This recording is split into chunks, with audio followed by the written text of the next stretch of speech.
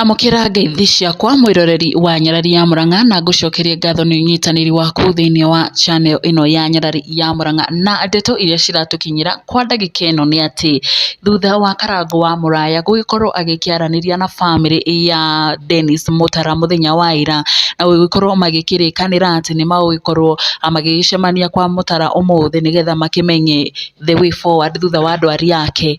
Riu ndeto ciake hani ati ni marikitie gukinya kuona makamutwara thibitari na riu Dennis Mutara ni arikitie gukorwo hospitalizwo thibitari-ini na tukionire riria Karangu wa Muraya akiuma live ni tuonire Mutara akiri in a critical condition kuona ona ndarahota gwitwara indi ona ni gukuo aragikorwo agigikuo na thutha wa gugikorwo magimutwara thibitari ni agikorirwo agigikoma kana hospitalizwo thibitari nigetha agikorwo agigitangikirwo na ihenya uria kwahoteka na thutha wa gukorwo agigitwarwo Karangu ni acoka ingira mwena wa Facebook na kuria agikorwo agigikira mbica ino ya Mutara agikomete gitanda-ini gia thibitari na kuria agikorwo agikiandika na gukiuga ciugo ici cia tha: God of second chance, please have mercy upon our brother Dennis Mutara. Please let's support him through his number 0720578845.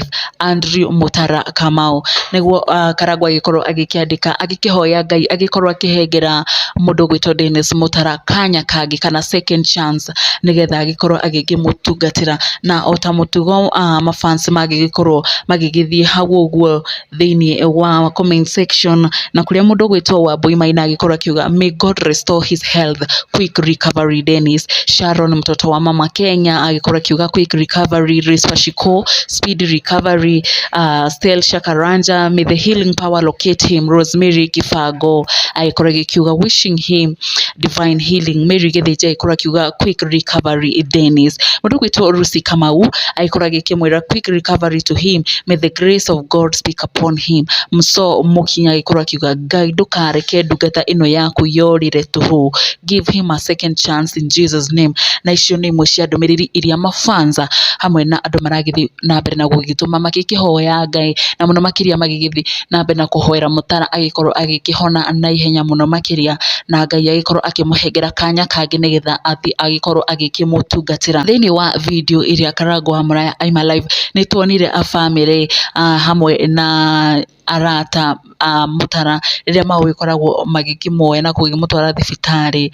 Ni tuoneire Mutara ni agugikoragwo ena kiha kinene muno riria gugikoragwo gukihoyo na andu a family ni tukionire ni magikorirwo magikimunyitirira na njira nene muno na ho Karangu ni agikorirwo agikiuga o ringi dear Lord please have mercy upon Dennis Mutara na uguo noguo turahoya ona guku kwa Nyarari ya Murang'a tondu kwiragwo Ngai ni wa matha maingi arotuika wa kuiguira mundu gwitwo Dennis Mutara tha na amuhengere kanya kangi amuhonie na amuhe kanya nigetha athi na mbere na kumutungatira uria mutungatagira atene na ni undu wa gukorwo ugigisupport Dennis Mutara. Namba yake ya thimu ni 0720578845 anio 0720578845. Ritwa rirauma Andrew Mutara Kamau. Ni ngatho muno muthikiririe na ni undu wa news ici ningi nyingi tuguthi na mbere na gukumenyithia ni njitagwo Nyarari ya Murang'a. Ni ngatho.